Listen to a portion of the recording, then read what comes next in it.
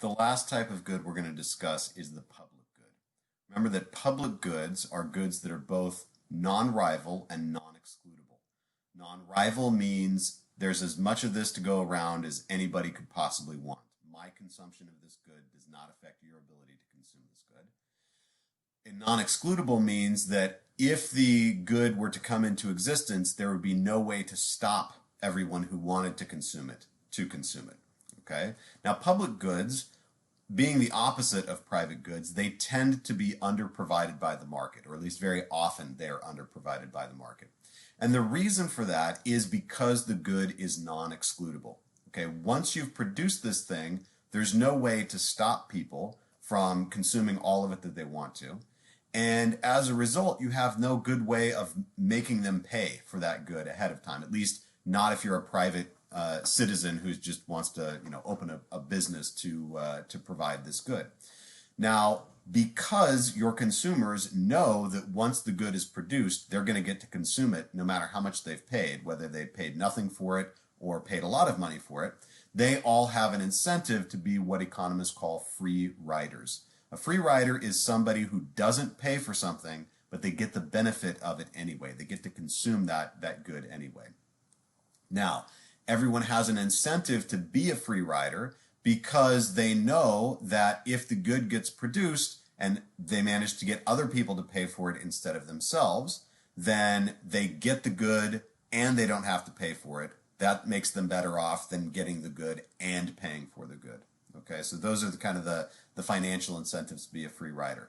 Now, if the good is extremely expensive to produce, if we're talking about something like national defense, where it's very costly to produce the capital equipment that's involved in national defense, then the free rider problem becomes very large. Okay, because any individual, let's say with a military, any individual citizen makes such a small fraction of the amount of money that it would take to run a military that we're going to get basically the same amount of military whether you individually pay your taxes or not. So as an example, what you have on the screen here is an M1 Abrams tank. The U.S. Army has about 6,000 of these. And you might ask yourself, okay, how expensive is it to field these things? What does it cost to purchase one? The purchase price of a single M1 Abrams tank is roughly $3 million. Okay, almost. Sorry, that I'm off by a factor of three. It's roughly $9 million. Excuse me, to buy an M1 Abrams tank. That's not even what it's going to cost on top of that for fuel and for maintenance and to pay the crew that's going to run it. Just buying it in the first place cost the U.S. government almost $9 million per tank. Now, the average college graduate who has a bachelor's degree in the United States is only going to earn about, in their lifetime, they're only going to earn about $2.8 million. So it takes more than 3 college graduates, if they did nothing their entire life but pay 100% of their income into taxes, they still wouldn't quite be able to purchase one of these. Okay, so when you're talking about a public good that's that expensive, each individual knows, hey, the amount that I contribute to this thing makes zero difference, or roughly zero difference, to how much of it we're going to get to produce.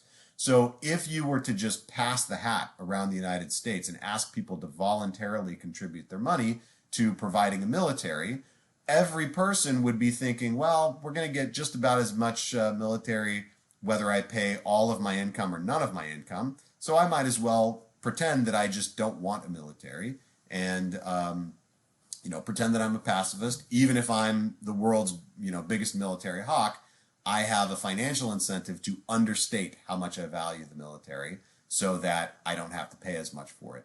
The problem is, if everybody is doing that, if everyone is trying to free ride for the public good isn't going to be produced.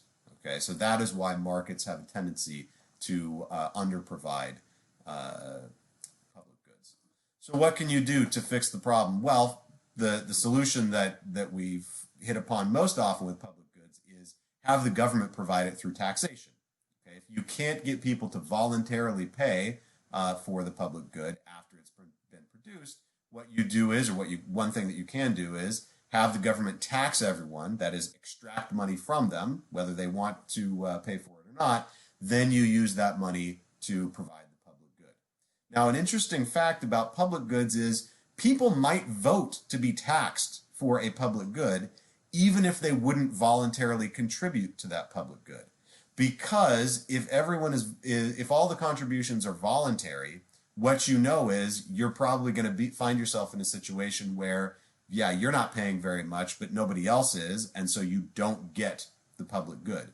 And you would be willing to pay up, a reasonable amount of money out of your own pocket if you knew everybody else was also paying into it, so that the public good would actually be provided at the level at which you want to see it.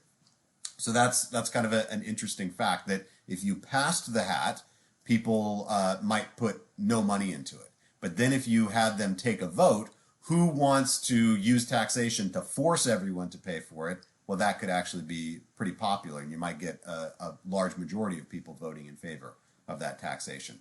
Keep in mind, though, that when public goods are provided by the government, that can create a situation where you have the opposite of a free rider. You can have forced riders. So a free rider is somebody who consumes the good but doesn't pay for it. A forced rider is someone who has to pay but either doesn't consume the good or doesn't want to consume the good, doesn't actually value it. So in the case of the U.S. military, there are a lot of U.S. citizens who are pacifists. There are entire communities, the Amish community, they are pacifists. Mennonites tend to be pacifists. Quakers are pacifists, and there are a lot of secular folks in the U.S. Who are pacifists as well.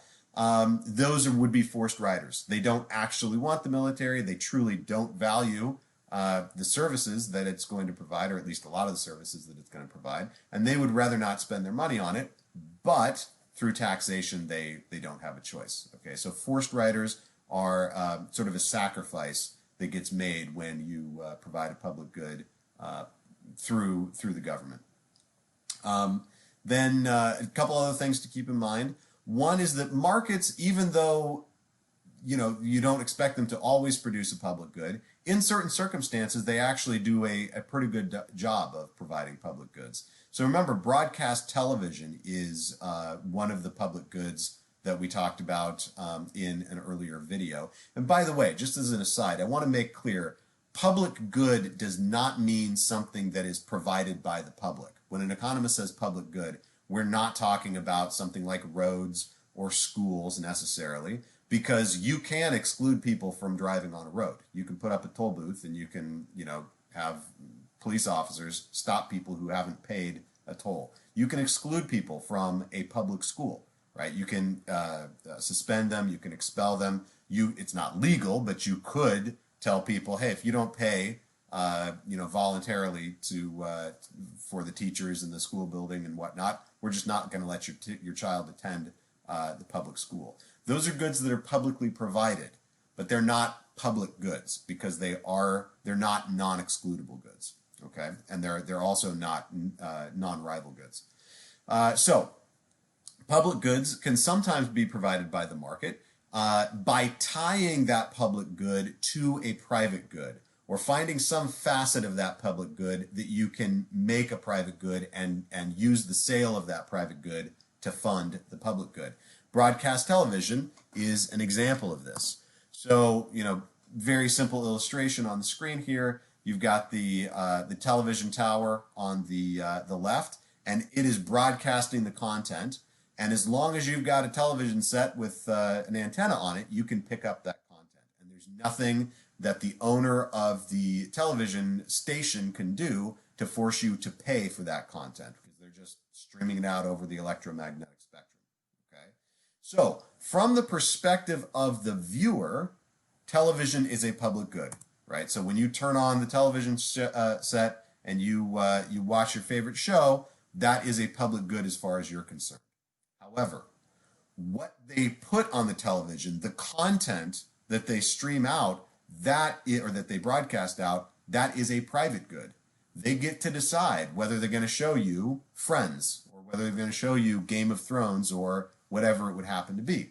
Okay, and more than that, they can take certain segments of that of the the content that they're streaming out, and they can sell it off, right? Sell it to advertisers. So they can get the OxyClean guy to pay them money so that he can spend 30 seconds talking to potential consumers. Okay. And if the OxyClean guy doesn't want to pay for it, well, then they can exclude him, right? They can get the Peloton woman to pay them money to be broadcast over the airwaves instead. So because what gets broadcast is a private good, they get to sell off little chunks of that time to advertisers, and the money from the advertisers pays for the public good. Meanwhile, the public good is what attracts viewers and makes the advertising time valuable to the advertisers in the first place. So it becomes this sort of virtuous cycle. And long before we had cable television or satellite television, where the companies could actually turn off your service if you didn't pay for it, American companies were making millions and millions of dollars providing a public good because it was attached to a private good. All right. Finally, it's important to understand that what counts as a public good, or at least a service, that can change depending on the state of technology that you have available. So one of the public goods that I mentioned in the first video is a lighthouse. Okay, a lighthouse is a public good. It's non-rival. Once you put that beacon out, shining light into the air, every ship around is able to see it, so it's non-rival. And it's also non-excludable. You can't force the captain of a ship to close his eyes and not look at the beacon if he hasn't paid his dues. Now, interestingly enough, it turns out that most lighthouses were actually privately provided by the market. What would tend to happen is the owner of a port would also put up the lighthouses and fund the lighthouses along the coast because they wanted to make money collecting from the business that would be done at the port. And then when you came into port, they would charge those ships a docking fee, and part of that docking fee would pay for the lighthouses. Okay, so even though they are a public good, they were privately provided for the most part. But now lighthouses, for the most part, they're not even really used by ships. Almost no ships need to see light off the shore, because now the state of technology is such that they use GPS systems, and the GPS systems can very accurately tell them where they are and where the dangerous areas are at. So what you have on the right-hand side is an illustration of that GPS system, which is a club good. Okay, once you have the satellites up in the air and you've got that technology, you can basically stream that information to every user more or less for free, okay, or at least very low marginal cost.